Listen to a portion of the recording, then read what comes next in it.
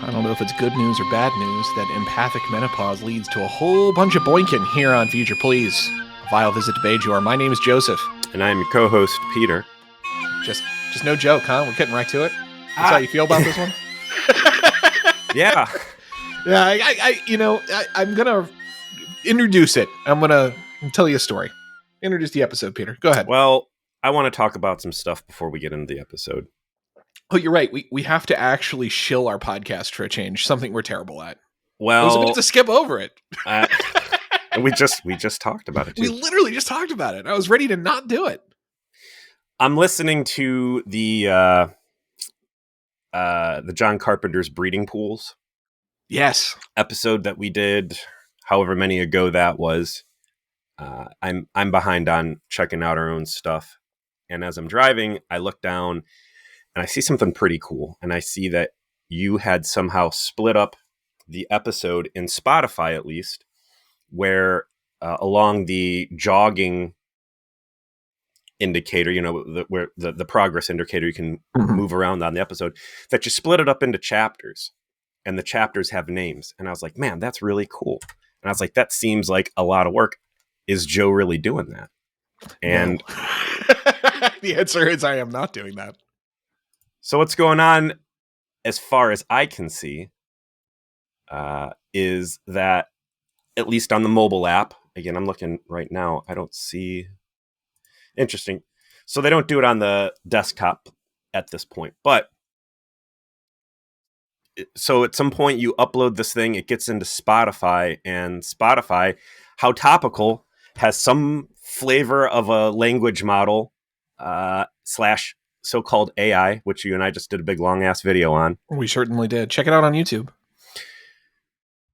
And this thing is analyzing our audio, and it is grouping conversation segments under chapters and assembling names for this stuff. And it's not that is relatively accurate too. Like not like nonsensical. Pretty good chapter breaks. Pretty fucking great. Again, to the point where I was like, yeah, Joe did a nice job on this. Should have taken credit. Should have just lied to look, you. Joe was over here. What was the one I saw? It was the Obsidian Order and Asymmetrical Warfare or something. You're like, that had to be him. That's a fucking Joseph title if I've ever heard one. You say Asymmetrical Warfare. I am both extremely impressed and somewhat, I don't know, grateful that like this cool stuff is there. And at the same time, I feel like horrified at a level that I'm concerned about.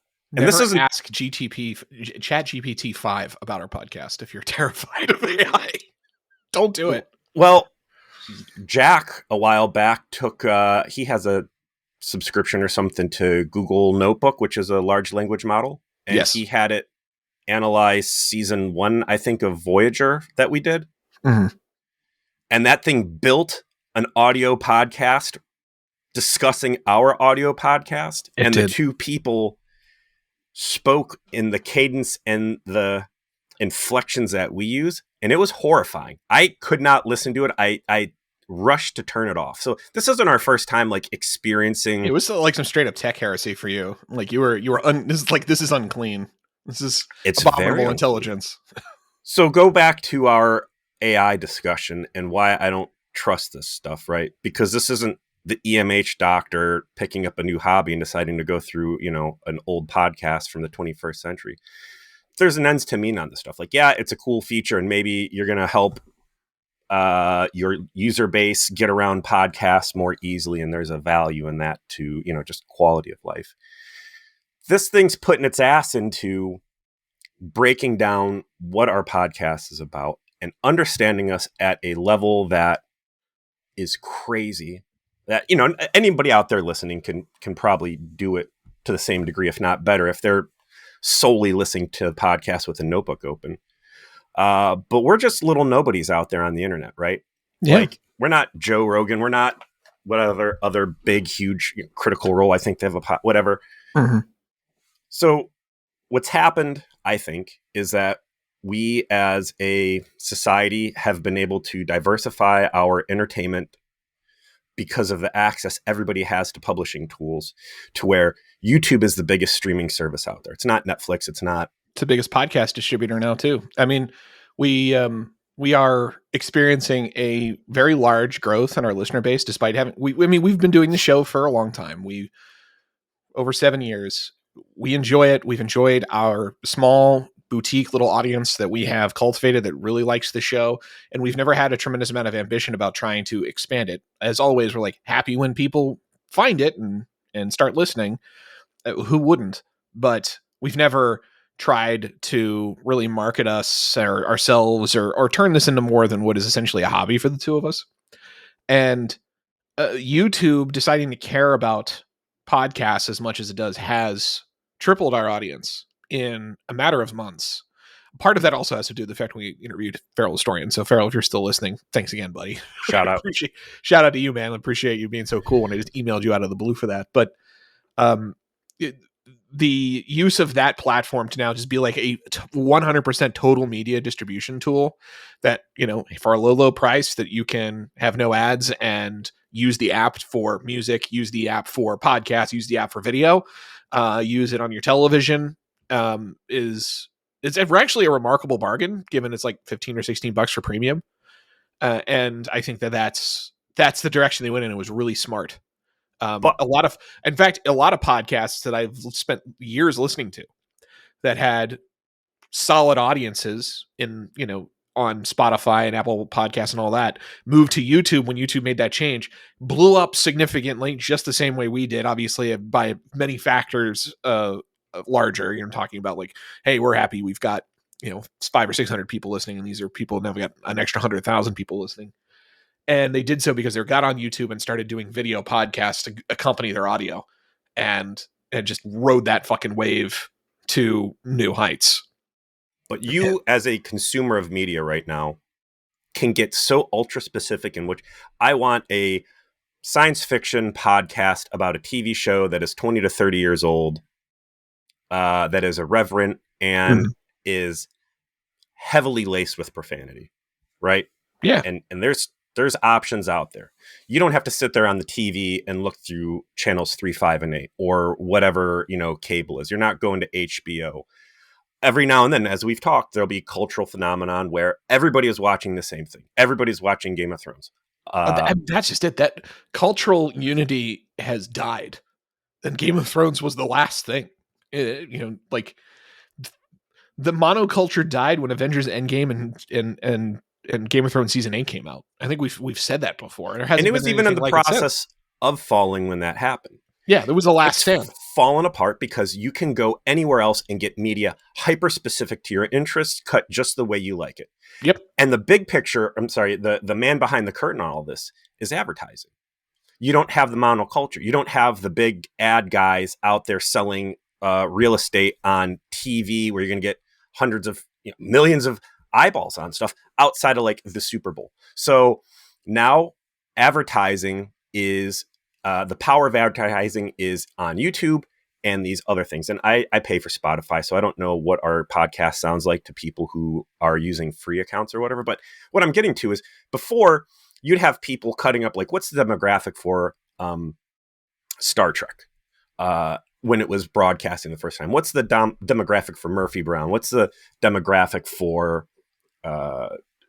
whatever the Charlie Sheen two dads or two men, two horny men. What was that? I don't know. 2 Men and a Baby or two? I don't forget. Yeah. I don't watch shit TV. I don't know. I don't watch any TV. I'm like you guys. I'm at home listening to podcasts.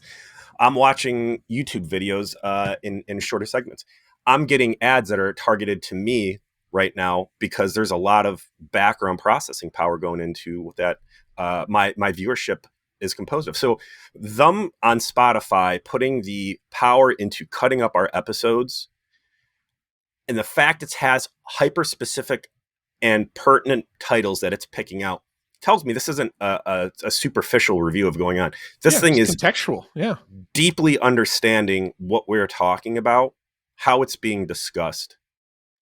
And I think what it's doing is it's putting us into a database of here is our traits and qualities as a podcast. And now that is going to go in a larger marketing matrix. And as advertisers or whoever are looking to sell their stuff through Spotify. Hey, this hits the right flags for your product group or whatever demographic you're trying to reach. And now they're able to penetrate ultra deep into our listener base, however small it might be, and say, okay, well, here's these guys. Whatever the end goal is, like, they understand you and me to a degree that perhaps you and I don't understand right now. And who knows what is going to become of that down the road. And, to cap this conversation off, first, all of this is to say, hey, we really appreciate everyone that's listening. It's having an impact, and we would love it if you continued to like, share, subscribe, and review our show. So if you're someone who's taken on the V'ger Please journey somewhat recently and you haven't thrown a review on some platform somewhere, please do that. It helps. Like stuff, comment on stuff. A lot of people do that, and I do appreciate it. So I want to put that encouragement out there. And then second, it's interesting that you bring up the phenomenon of, like, the machine understands our show perhaps better than we understand it ourselves. And it doesn't scare me as much as I think it scares you, because I feel like I've already experienced that with our fans themselves. It is kind of interesting to be a creator and put out a creation. And we spend time on this. We record the show. We talk about it in advance. We do skits. We spend time. I edit it. So I'm spending, that time to trim the show down a little and organize it and put it together. And then that's kind of it. We put it into the universe. We'll go back and listen to it, at some point, but we made it and then I edit it. So we've kind of already consumed it and created it in a way that's satisfactory to us. But our fans, they listen to it, and then they are an outside observer who are telling us things about what we say and what our patterns are and what, our likes and dislikes in a fashion that actually I don't pick up on because I don't have that perspective. So AI doing that is actually kind of natural because people can do that very easily. Yeah, and but it's just, it's that machine is managing that process, which is it can be a little interesting. You kind of people are doing it for community. The machine is doing it for profit. And what is that profit going to be? And another, as they cut us up, and as the algorithms and the machine is able to go, okay, there's high replay value of this section of the podcast. Why? What's happening here? It's the same thing as Netflix, right? Netflix put out Bright, the Will Smith modern day fantasy movie, right? The Shadowrun movie that wasn't a Shadowrun movie. Yeah. Which I really liked because it was targeted at me, and they were able to take data from all the movies that are streaming on Netflix and say, these are the data points that people really like. Let's make a movie based on that. And then here's this movie that maybe objectively isn't great, but I sure loved it. And I think you're going to see the same thing with podcasts is because it's cheap to make too. It's so low to the ground to do this, but not just, hey, we're making scripts for people to write. AI voices, I just go, all right, Star Trek or science fiction podcast or whatever the demographic is that we're touching. Here are 16 podcasts doing this thing, and they have now been able to train our large language model, and it is putting out its own content that is stealing the most popular parts of various people's, which is already happening with art, right? Like, people are like, it's my art style. This is bullshit. Copyright infringement. Like the podcasts are going to be so much harder because the authenticity of the experience is what people like. People detect AI very easily. They still can. Can. But again, that review of our season 1 that Jack put out, that I was like, oh hell no, man. Like, I hear and I'm not saying they're going to rip us off one for one, but I'm just saying that you and I and us doing this, we are putting money in someone else's pocket. Like, oh sure, but everything we are training someone's pocket. I guess I'm at peace with that. Like, that's just been our lives. This is another. Listen, when I hear an AI podcast and they can't remember anybody's name right, I'm going to know that they stole. Yeah, train it on you. I have a stranglehold on a bad name memory, and I feel wronged in the future. So, who was that? The ginger lieutenant from Voyager who he said smoked weed in the cargo bay, and then got murdered in French. Oh, damn it! Joe, it was Joe Carey. I was thinking of Howdy Doody. Joe Carey smoking dope in the cargo bay 2 in Voyager, where his weed stash is. Then that's when I'll know. It was like with the lower decks, it was just so close that I didn't know for sure. It was just a little too broad for me to be able to say someone heard our show, but that's the one I'm hanging on to. And that joke makes other people's things. That's when I'm going to know we've been harvested by big data. All right. Well, speaking of harvested, when we review this, speaking of too close for comfort. Yeah. Season 3, episode 10. Fascination first aired November 28th, 1994. Teleplay by Philip Lezebnik. Story by Ira Stephen Barrett and James Crocker. Directed by Avery Brooks in Universe Date 2371. Peter, I'm going to go first. Please. I'm going to relieve you of the need to say what I know you're going to say. Mm-hmm. This is if I have developed a pattern recognition skill as it relates to our likes and dislikes in Star Trek, this is an episode where I knew, like, when I was describing it last week, man, Peter's going to hate this, and I'm going to defend it, and we're going to have this argument where it's just that it appeals to my drama kid nature. Okay, I have a little bit of a drama kid in me to this day. This is trying to do the naked now by way of Midsummer Night's Dream. It's very Shakespearean in its construct of being a romantic comedy. It is a total slice of life, no stakes episode, which, like, maybe it's the anime fan in me that kind of digs that occasionally, but I like that it's just a relaxed opportunity for all of your characters to have interpersonal relationship problems. I feel like there's a lot of charming scenes in this. I think the Keiko and Miles stuff is gold. I think I am 150% convinced that they're the best Star Trek couple now, because if you've married, everything they do in this episode should resonate with you.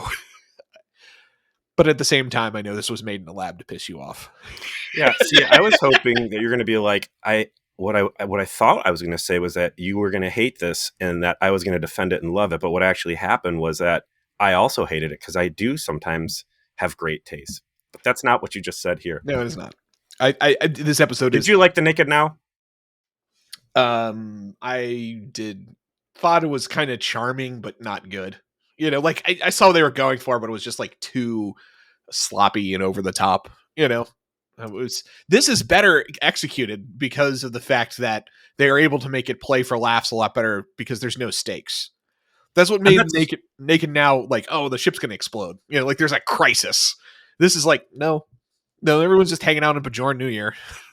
That was the cool part of Naked Now for me, was that the Tchaikovsky was adrift, and that, like, you saw that space is dangerous and what happens when your crew fucks around too much, and like they, depressurize the bridge and everybody was frozen and like the whole ship is dead, because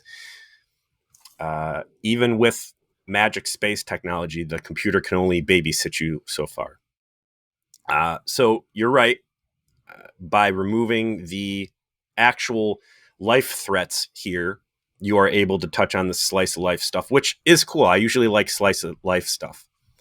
This just goes too silly, and it loses me. And I've got 2 pages of notes, and actually it's a page and a half, which I haven't done in a long time. And that's usually a sign of a shit episode. So I agree. It is too silly, to be clear. I'm not going to say this is high art.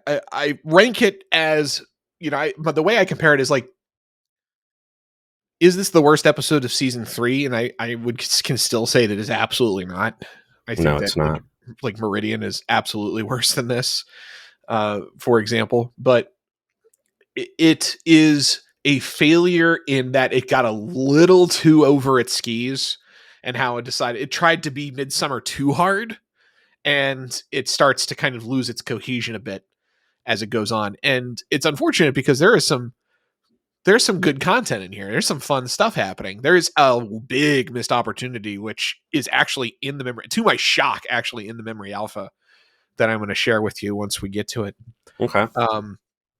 So let's set it up. It's Bajoran feature packed opener, right? Yeah. Like any other good bad episode, it front packs a lot of great lore before the credits. Yeah. First, we have the biggest cop-out of all time. Marta and her giant titties will not be joining us here on Deep Space Nine again. This episode absolutely should have had her in it. It would have been better if she had, where, like, Jake is suddenly, fascinated with Kira, and Marta's suddenly fascinated with, like, Ben. I hope our Spotify title for this segment is Marta and her giant titties are gone. What became of Marta and her giant titties? Do you hear me? AI, I'm talking to you. Get this in the title. Not even screen time for a breakup. Yeah. She broke up with him not through a text message, but a off-camera scene, which very rough. Very rough. Cowards. Cowards. I do know they decided to do this because they just thought she read too much older than him. Cowards But or common sense? You be the judge. oh, cowards! I just wanted Marta on screen. What can I say? I'm weak to that. But so Jake's a little heartbroken. Ben's got to do a little parenting of his moody teenager, and it sets up the idea that Bajoran New Year is kind of like a Lunar New Year mixed with a little Rosh Hashanah, as kind of like the vibe of it. It's a religious festival. There's a little bit of like burning of your regrets, but it's more also it's a renewal season, and so that's typically like a Lunar New Year thing in Eastern religious traditions, and we all party and kind of get fucked up and have a good time. It's like intended for that purpose. And you get that kind of setup.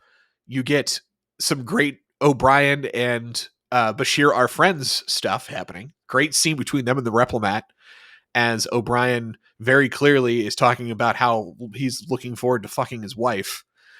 And making comments to Bashir to that end of I'm a poor Bashir is like, I'm a poor replacement for your wife, and he's like, yeah, you are. You're not a replacement for her at all. I think there's a genuine miss of companionship there. Like, they're sex aware, but like, as far as good writing goes, and the relationship, partnership, I think it comes through great. That the joke works because it's clear O'Brien misses his wife and he misses his wife, and it's just layered in the conversation he has with Bashir, who also recognizes it. Like, Julian is like, I've played so much fucking racquetball with you, dude. 70 I'm so games glad your wife is back. 70 games of racquetball in 2 months. That's dealing, man. These two need to be in shape. Well, hey, there you go. Kiko's absence, interestingly, in those 2 months has Miles O'Brien been reported as MIA or dead at all? I'm pretty sure that if you're Ben Sisko and if you've got a like Miles has suffered moment, but it's not like 100% yet, you're like, I'm just gonna not tell Keiko this time. Well, that's what I'm saying. Like, she doesn't know can't hurt her. She has not been flat out abducted or presumed dead once since she has departed the station. So maybe somehow there's a luck component. That little QB thing from Rivals that killed the guy in jail that Quark made the whole casino out of, the luck thing. Maybe she kept one of those and somehow it's tied into him and his peril. I don't know. But I love this plot line of them slowly writing her off the show, and that her being able to utilize her galaxy class profession, botany, going down to the surface and helping catalog whatever on Bajor is a huge time commitment. It's not something that he was excited about, but it was a sacrifice that he made for her so that she could have a fulfillment in life while he fixes the toilets and kills people. In that order, the fact that they wrote her off, I'm sadder and sadder about it. As we mentioned when we watched House of Quark, when she was written off for all intents and purposes, I remarked, like, unfortunately, we've already seen half of Keiko O'Brien's appearances on this show by that point, because they transition her from being a regular side character to a couple times a season side character. And the more I see her on screen and the more that Rosalind Chow really like is able to have married couple chemistry with Colm Meaney in a way that I get, right? Like, Miles is supposed to be approximate to our age. Mm-hmm. He's been in a relationship with her for a while. They have a daughter. We too have been married for some time to our spouses. We are used to the rhythm of a relationship where it's not the falling in love part and it's not the you're already elderly together part. It's that growth period that occurs in the middle and what that looks like. And it's so they nail it, dude. Like, they nail it so hard. I'm like watching it. I'm like, well, yeah, that's how this kind of arguments can go sometimes. This is how it could be. Like, you can you run up against each other sometimes, and dealing with that and fighting through it and resolving your differences and being other centered is like how marriages are able to thrive and grow as time goes on. And they manage to do it extraordinarily well. Absolutely. Amazing that Deep Space Nine is able to touch on these things while telling us Star Wars. Yeah. It's a shame I get why they have to do it less. There's so much more on their plate. But like when she shows up and they manage to just kind of, it's the best part of the episode. I think back to all the times I ever heard that like Miles and Keiko suck. I'm like, that's just completely wrong. And I understand why people had that opinion when they're 22 and not married. Yep. You just don't fucking know. You just don't fucking know. And then you've got a third component to this. Actually, have they hit the credits yet? I don't know. No. Whatever. There's four components pre-credits. Also, so Kiko's coming back in from a shuttle from Bajor. You also have Vedic Belial or Barile? It's Barile, right? Yeah, it's Vedic Barile. Who I'm going to go ahead and call the real low point of this episode. It was a high point when he got his ass kicked. Sure. Well, the way he acts in this fucking thing, it's just too much comedy. Yeah. He's coming up to visit Kira, and she is giddy. And again, she's acknowledging that this is a relationship. We just saw in Defiant, she passed on that Will/Thomas Riker D because she feels a loyalty and an obligation to this guy.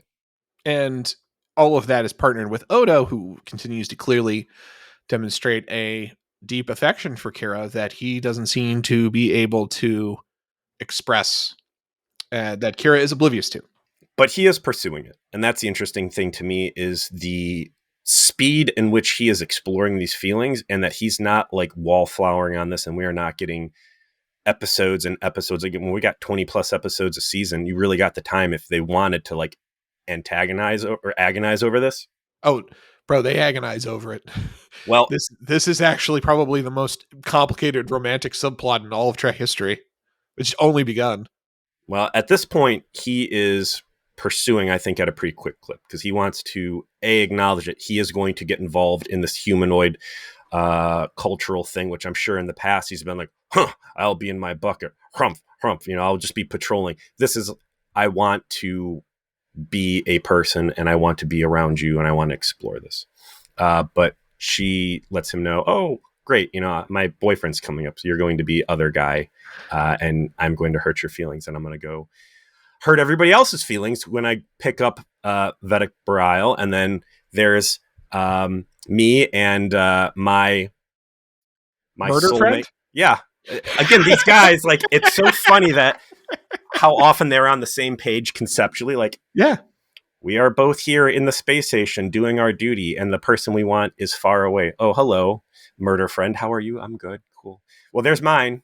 See you later. And then out comes Kiko, who is not on the same page as Miles at this point. She is exhausted. Her child's sick, and there is no huggy, kissy, oh my God, I missed you so much. It's that fucking sucked. That was rough. And I'm like, well, what could suck about a 3-hour drive?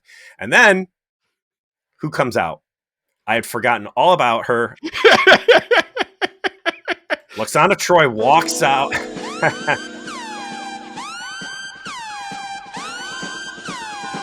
Here she is.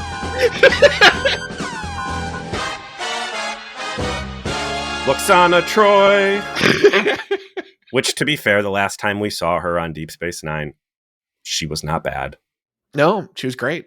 But that doesn't mean... The missed opportunity was that they didn't follow up on what I think they should have done here. I'll tell you in a second. But yes, Lwaxana shows up. Oh, shit, I gave her too much candy. Oh, goody. Right? This is where we're at. Okay. The good red herring in this, because Molly, Miles and Kiko's daughter, is sick, and that gets touched on a few times, and I put my money that she was the one carrying the Tchaikovsky virus, getting everybody sick. No. Just too much candy. Too much candy from Auntie Lwaxana. Mm-hmm. So the next scene sets up the thing that is, to me, the biggest miss. Well, hold on real quick, too. Being on this transport with Lwaxana Troi as a former member of the Enterprise crew, I'm sure she's got a rep. Oh right? yeah, that's why they probably were talking while they're on the shuttle. Like they know each other, at least in passing.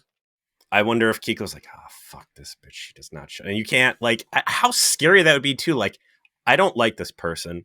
And now I have to sit here and try to guard my thoughts so they don't telepathically harvest not only this, but like all the bad gossip floating around about them and their bad rep and this and that. Like, I absolutely understand why Kiko just had a fucking shit trip home. Oh, absolutely. And it's like you can't ignore her. She's one of the principal ambassadors of one of the major planets of the Federation. Like, she's a person who matters at a level like that's even more than someone like Jean-Luc Picard, which Yeah. is why she was constantly frustrated by her because she wielded this tremendous power as the that he couldn't like deny while he was meddling in his personal life. But she shows up. So our smoldering catcher guy, Lieutenant Jones, is silently sitting there and has no lines while he's given a security lecture because he's taking over for the day, so that Odo can go enjoy the festivities. We got to come up with a name for this guy, because he's the background security guy for basically forever. I need more exposure to him. Yeah, but Lieutenant Jones is there. He's getting the lecture, and sure, Lixana shows up, and she's there because she's technically fulfilling a diplomatic function, but really she uses it as an excuse to go see Odo, and it mentions immediately like the concern that she had for him as it relates to his revelation about his people. So here we go, Peter. I'm doing it this time. Okay. It is in the memory alpha that there is a cut line that she says, "Oh, I heard about it from Admiral Achaev. She's like a sister to me." And it's like, what if they had just leaned in a bit to the fact that she's there for counterintelligence purposes? That she was sent because she's the one person that everyone knows has been able to get Odo to open up to, because no one can read his thoughts, right? He doesn't have a brain. Mm-hmm. But she is so empathic and is so able to get in touch with his emotions that she got the closest to anybody and really understanding who he is. She felt she went to goo in front of her and all this other stuff. And Nechayev sent her to be like, go find out if this dude's a fucking deep cover spy or not. Like, I'm assuming they cut that right line. There. Yeah. I'm assuming they cut that line because she is not a government stooge and this is the boss's wife, right? This is Gene Roddenberry's wife. True. And this is her vanity character, and making her seem disingenuous and duplicitous is not flattering. And that everything that we've seen out of Luxana is that she is bombastic, but she is authentic and she is good. So her showing up to genuinely comfort Odo, who she forged this relationship with the last time she was around, would have been betrayed and besmirched if she were really here as an intelligence effort.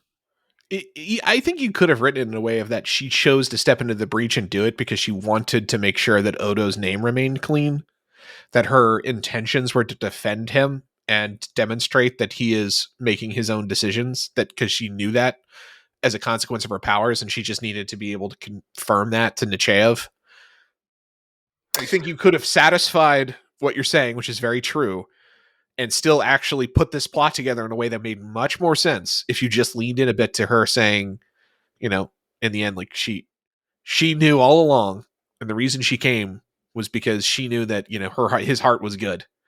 Give me a whole episode of her being the principal investigator doing a loyalty test on Odo instead of this goddamn episode, and I would take it happily. Yeah. Take 95% of the scenes in this thing, just throw them in the fucking trash, and we can fully explore her moral quandary of being a good friend and a good person versus a big ask by Starfleet to vet this guy. Yeah. That's a very deep and wonderful story they could have told. What's the last one we just did here? We did Defiant last week. All right. Well, was Defiant super heavy? I guess, yeah. I'm happy to take back-to-back heavy. We didn't need to throw this fucking slapstick in. Anyways, she's like, hey, I heard you found out you're the baddie, and I felt for you, and I wanted to come out and see how you're doing. And he does not like just shrug her off, right? He's not trying to duck it. He's not fully comfortable, but I think he does a impressive job receiving her sympathy and not using it, but like processing it. Yeah, yeah. I mean, he's clearly, a bit, I don't know what you'd call it, frustrated by her presence, but at the same time, it's not in such a fashion that he rejects her. It's a clear choice on her part not to. In fact, I think he gets the conflict for him is that he wants to be with Kira and romantic, and not only is she presenting a barrier to him, which is Vedic Burial, but now he also has Lesser Troi pulling him in the complete opposite direction. It's like I don't want to say a resentment, but that there's a problem there for him in that she is another layer between him and Kira. But I don't think that he is scoffing or chafing under her attempts to be an emotional friend. And again, I think there's an appreciation there of like, this person knows me again at a level that nobody else does. I've opened up to them at a level that I haven't done for anybody else. And they have come here preemptively knowing that I have had a big emotional low blow laid on me. yeah. And it feels good to have a friend that has come out here to say, hey, how you doing? Because who else on the station is doing that right now? Literally a woman, by the way, known for her extreme empathy, as like more so than even most betazoids, right? Mm-hmm. She's like the alpha betazoid, and so it's like she literally can feel your pain. What a friend to have. So we cut away from that. O'Brien's get together in their quarters and have a bit of an argument that, like I said, like it's classic married couple tension of, hey, who's going to make a decision about what we do? The wife is extremely tired and wants to rest. The husband missed her, wants to do things with her, interact with her, and she doesn't really want to. And he gets frustrated because she doesn't seem interested in him, and he's really missed her. I mean, this is the least Star Trek thing I've ever seen in a Star Trek episode, and yet like perfect for the setting because of what they've built up between the two of them. So 10 out of 10, no notes. Listen, Miles, I know that you've been waiting for this, but like I've been working my ass off. This trip-in sucked. If I'm being honest, I don't even know if like this is the real you or like a ghost or some sort of a replicant. Yeah. I don't know if this is actually my real reality. I want a nap and let me take a nap, and then I'll assess what degree I'm able to love you right now. And then we'll make night plans based on that. Okay. The New Year's festival begins with the first part of what I would like to call the sophisticated juggalos adventure. So we all remember the Voyager episode when they uncover this group of people who are in this combined mental AI space and are being tortured essentially by sadistic clown that was played by oh God, the guy from Chuck McGill from Better Call Saul, and Michael McKean, right? Yeah, Michael McKean. And there's some of that energy is here with the sort of low rent, ridiculous bullshit antics that are happening in the background. Absolutely, and I that was right in my notes as well. Was like, oh, now I see where those guys. What was that called? The Thaw. The Thaw, yeah.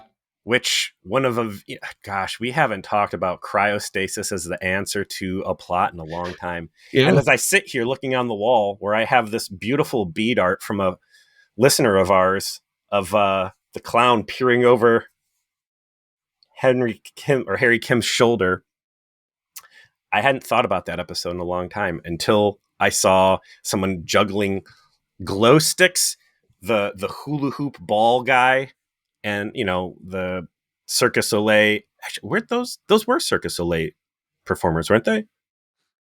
No. I think you're confusing that. We had a conversation about how the Cirque Soleil performers were actually in the Silent Hill movie as the nurses. Were they? Yes. But no, they were not Cirque Soleil. in the fall. Well, they were Venice Beach performers. Yes. And it's like the most random shit. You got someone juggling glow sticks. You got the guy with the ball. They Yeah. all get like a moment in front of the camera too. Like Two moments. You get two good passes over these guys in various like things. two people who are just kind of doing like gymnastics. Was there cut content here where we saw that the Lesser Troi telepathic dilemma goes beyond the main cast and upper command, and like I want to see the acrobatics girl trying to hook up with the ball guy while acrobatics guy is like shoved back, like, dude, get off my wife, like. And while they're fist fighting juggling guy still there, like, yay. I have been to more extravagant Vampire the Masquerade LARP after parties than the Bajoran New Year on Deep Space Nine. We'll put it that way. So why is Kira Nerys functioning as the, I don't know, the lead religious figure for this event? I know that she went to wear that eyeshadow and that clingy dress, man. I don't know. Like it's just she's just feeling it. She's a terrorist, and she's done. She's gotten this civilian liaison gig, not liaison, but she's part of the government now. But I haven't seen her as any sort of a religious authority. So, especially with Vedic Bareil coming up, like, shouldn't he have really been running this thing? I think kidding aside, like Kira has a deeply religious part of herself. Right. There is in fact a whole like book series where it takes off in the direction that she becomes the Kai after Deep Space Nine, stuff like that. She like becomes the Bajoran Pope. So there is a this is her thing that she gets to do is lead this sort of half civic, half religious experience for everybody to mark the beginning of the new year. And it's probably meaningful to her because it's something that's religious that she gets to be a part of rather than kind of the passive faithful person that she tends to be because she's in the military. So she's got plans to run this thing, and that's creating a conflict between her and Vedic Bareil, who's just came up for a booty call. And who wants the booty call? And she's like, no, I'm a real believer, and I want to go get this ceremony ready. And I've got this strong sisterly friendship with Jadzia Dax. And, that's setting up some hurt feelings for later. What's interesting, though, to me is that Vedic Bareil has been brought in as one of Kai Wynn's principal advisors. So keeping your enemies close, or your friends closer to your enemies closer, or perhaps, she's got great blackmail potentially on this guy and she wants to keep him around so she can utilize him, or maybe she realizes that there's gaps in her leadership style and he is able to supplement that somehow. But he seems to have genuinely bought onto the fact that she was the better choice and that she has surprised him with her leadership abilities already. Yeah, she seems that the role has changed her is his line. And she's kind of getting on her side. Kira's statement there is like, oh, so she's changed where she is no longer trying to actively kill you? Yeah, no longer committing acts of terrorism, attempting to assassinate people. Yeah. On my station? Wow. Yeah. Wow. I'm so happy to hear that she can change. So the plot, as such as it is, starts to kick off as Lwaxana has headaches. Her headaches very clearly affect other people. And when she has those headaches around them, what happens is that those people suddenly have their latent attraction to some other person manifest in a very visceral and undeniable fashion. So that's how we set up our Midsummer Night's Dream comedy beats for the most of the runtime of this episode. And it basically comes together like this. Jake gets hit by it and is immediately wanting to get up on Kira. Bareil gets hit by it and is trying to get on Dax. Dax gets hit by it and, possibly the funniest of them all, tries to get up on Sisko, who's the only person who has the rational reaction of call sick bay. It's clearly something very strange is happening here. Miles gets hit by it, and no, he doesn't. He does, and the point is that his attraction to his wife is all that he wants. That's the romantic I element thought of they it. said that he doesn't get hit by it and that he just has a genuine attraction that strong that seems like it's a sickness, but The whole point is healthy. that he loves his wife so much that he got hit by the juju juice, and he still just wanted his wife. He's such a wife guy that there was no one else that he's attracted to, even on a subconscious level. That's what it's saying. It's supposed to be very adorable in that sense. And then Kira and Bashir get hit by it, and then immediately go after each other. In also very unconvincing kissing. So now I'm forced to ask myself, Really? You thought that was unconvincing? it was terrible. It was Well, the last time I saw kissing that bad was Kira and Vedic Bareil. So now I'm forced to ask, is Nana Vista just an awful kisser?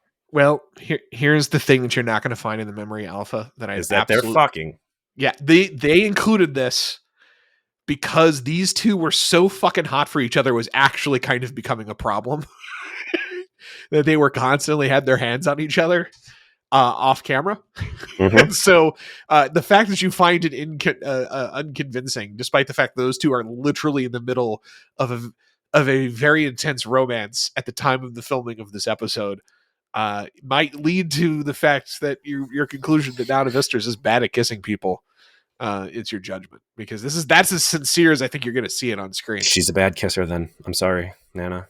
You are an excellent mirror universe dom mommy, but you are a bad kisser.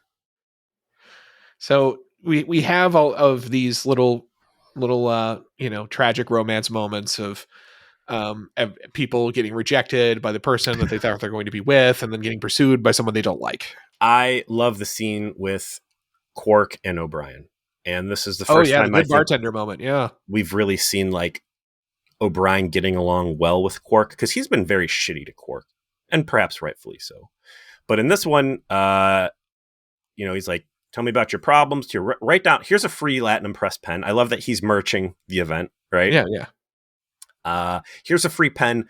Write down all your problems. Oh, there's not enough pieces of paper. I bet you could get them all under your wife's name. And Quark on this evening is feeling very traditional. And this is a guy who has proven through his actions to be absolutely not traditional, especially in terms of like how women are treated. Yeah. Specifically through Pell, who he paid a lot of money for her to leave the station and go live a happy life with her clothes on. He's over there. You humans, you set yourself up for disaster. You let the women leave the house and wear their clothes and pursue their own happiness. And on Feregnar, the woman stays home and naked, and it's marital bliss, and everybody gets along great. And it's not like O'Brien like, fuck off, you little leprechaun troll.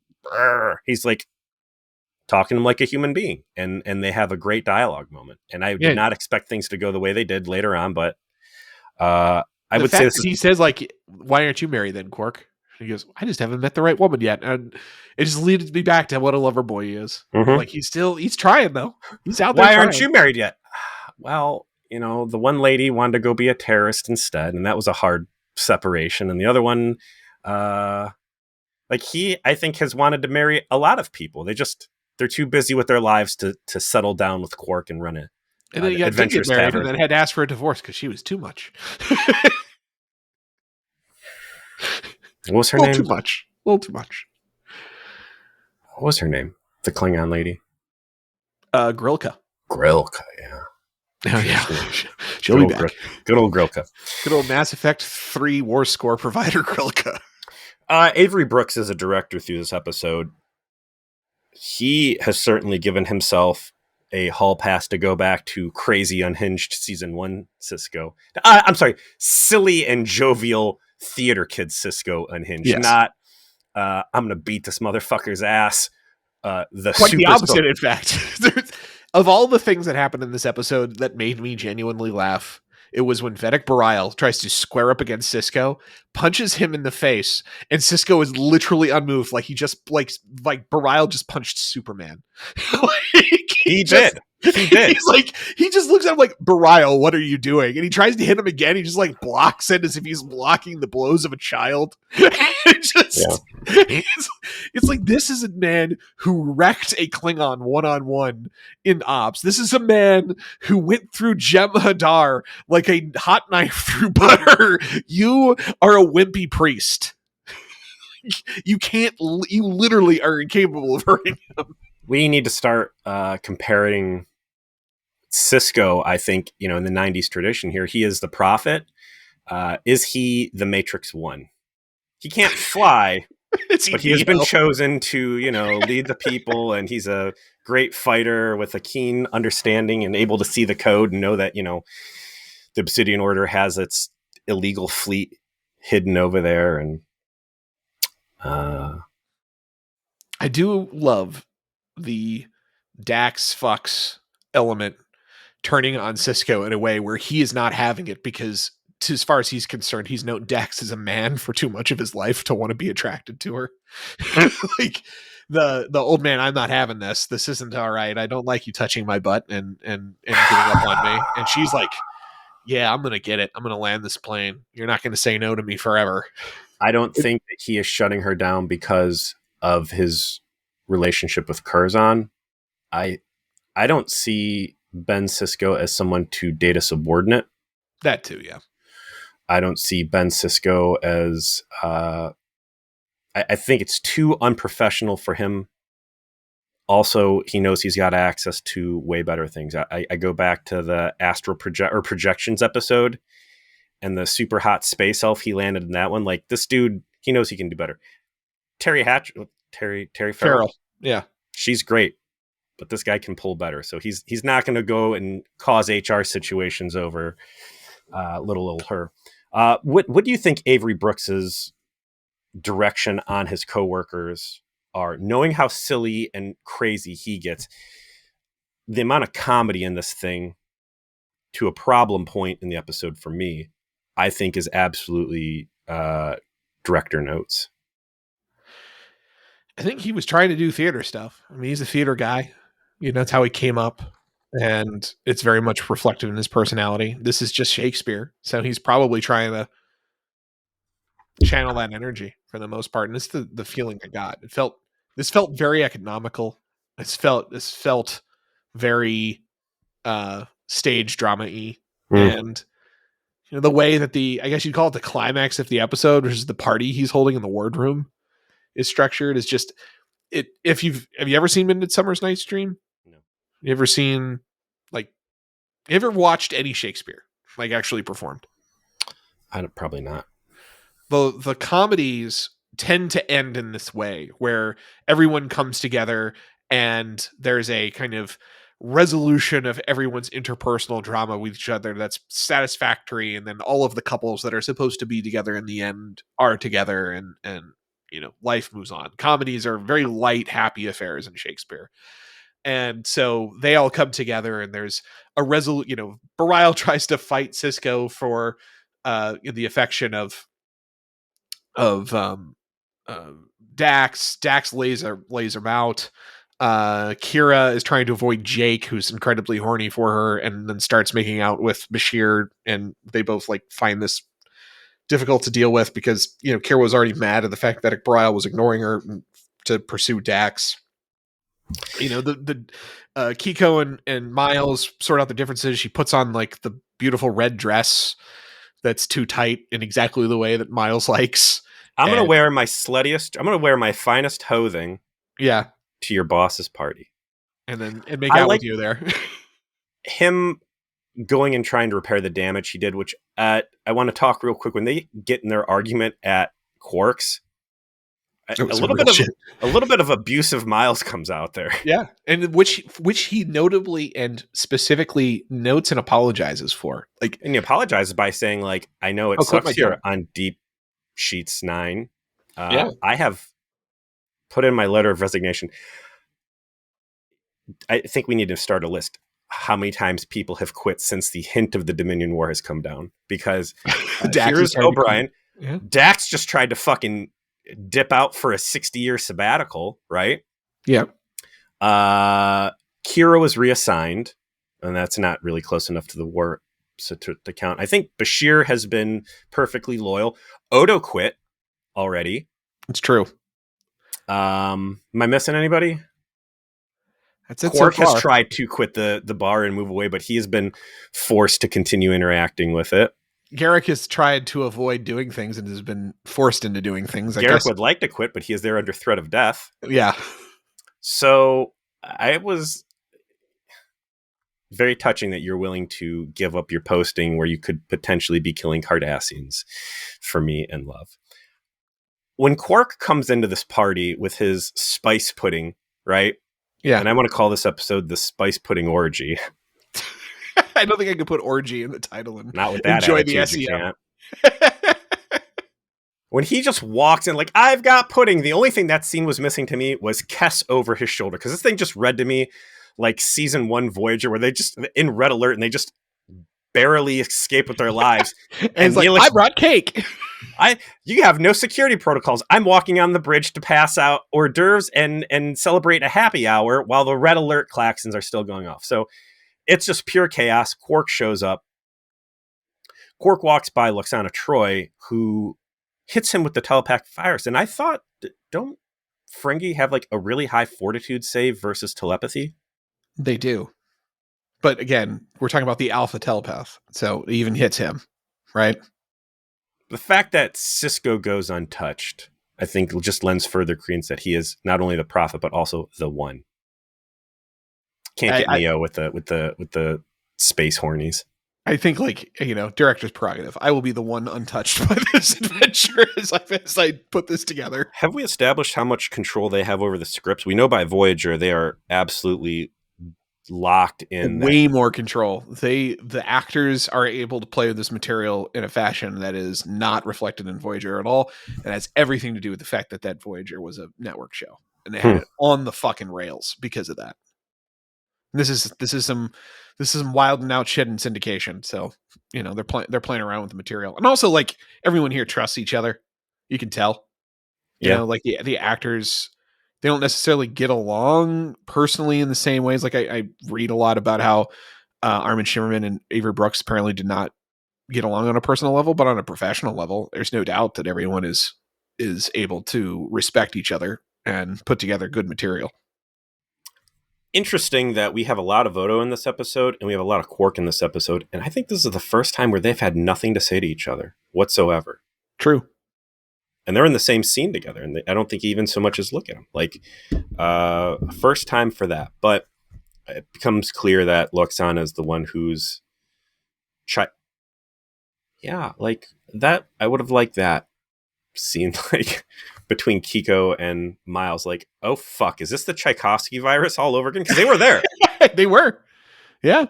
This is twice they have been around fuck virus in 7 years? 8 years. Yeah. 8 years. So put that on your resume. Everyone looks at Loxana eventually as the cause of all of this. Bashir drags her down to sickbay, finds out she's got what's called Xanthi fever, which, as I mentioned in my intro, it's basically a metaphor for Bajoran menopause, and that she's a mature Beta Z, and unfortunately that means her telepathic abilities can result in vectoring this virus and misplacing her romantic feelings onto others, who notably have to have at least a latent subconscious attraction to the person that they are pursuing, which continues to. I'm still of the opinion that Sisko is like, I don't want to think about having sex with Jadzia because I just remembered that he was a man for most of my life. And that's why he's like very firmly like, oh God, she's attracted to me. Like he has a moment of pause over that, even that revelation. Just like, I like that the show is clearly laying down a marker of, if you think these two are ever going to get together, it is not happening. Like, these two are going to be best friends, and it is platonic. What other times have we seen a powerful telepath's emotional extremes passed on to other people unwillingly? There was a Voyager episode with the blue ball guitar. No, those are actual memories that were being transmitted. That wasn't like impulses. Sarek Although he had to mind meld There's Picard to plenty of pass like him. Troi episodes where that's an element in some way. Sometimes it affects Yeah, Troi, yeah. sometimes Troi affects others, but like that's a lot of plots for her. Visiting telepaths, Visiting ousting. weirdos. Yeah. Visiting weirdo. There's another. Okay, well that can be your title for this one is just visiting weirdos. And you know, it all wraps up in a nice tidy bow when you know we end the best part of the episode with a last scene featuring the best part of the episode, and that's Miles and Keiko don't have latent attraction to each other. They have real attraction. Their relationship is as firm as ever. They definitely banged last night, and he's gonna miss her, but I'll see you in a few months. Well, I'll be here. You sure about that, Miles? You sure? You might be alive, but I don't know if you're going to be here. Again, they're only 3 hours away, man. Like, why isn't he taking days off to like fly over there, beam down, and hang out? Have you seen how many space dilemmas have happened over the last 2 months since Are she you left? saying he's traumatized and he's afraid to leave the station under fear of being abducted by Cardassians and tortured more? Because the following episodes have occurred over the last 2 months: Equilibrium, Second Skin, The Abandoned, Civil Defense, Meridian, Defiant. That is almost one a week. Like, there's the busy. real reason he's turning in his letter of resignation. It's that not, Civil Defense episode has him working, man. And that's the thing too. Like the beginning of this, Jake's all bent out of shape because Marta and her big giant titties have left him, which I get. But Cisco kind of be like, "Listen, dude, just be happy you didn't die in a fucking Cardassian death camp, poison gas attack. Like you just got a taste of it, son. You got a lot to be thankful for." We're doing A-okay. We are both alive and have all of our. I know you're going to miss those big old Bajoran titties, but at least you got to stick your face in them, bro. Like, life is not as bad as you think. Yeah, it just wasn't an episode for me. There's cool parts in it, but interestingly, it's still not the worst episode of the season. Like, it's not my cup of tea, but it wasn't awful. What we got next week, Peter? Season 3, episode 11, Past Tense, Part 1. Teleplay by Robert Hewitt Wolfe, and the story by Ira Stephen Bear and Robert Hewitt Wolfe. Trapped 300 years in the past, Cisco, Bashir, and Dax find themselves confronting one of darkest hours in Earth's history. Look at the Earth and universe dates. 30th August to September 1st, 2024. Yeah. So, I mean, that's plenty of time for them to encounter Sarah Silverman. She is still alive during this time. Yes. So, here's Trek doing a time travel episode. They love these. This would have been, 30 years in the future as far as they're concerned. These episodes have become memes for the ways in which they are both correct, not correct. Also, it's going to involve your favorite World War III did not happen. PSYOP stuff. Mm-hmm. It's rich in that. It's also just going to be absolutely pregnant with current day politics allegories that they could never have seen coming. And this is going to be kind of interesting to dive into. It's like exactly now that it's 2025 and we have a lot of different things to compare this to and a lot of rich history of our Trek's fractured concept of its own continuity having unintended consequences. One of the few things that Strange New Worlds actually managed to come up with a feasible explanation for, to its credit, in season 2. But God, have you gone back to season 3 at all?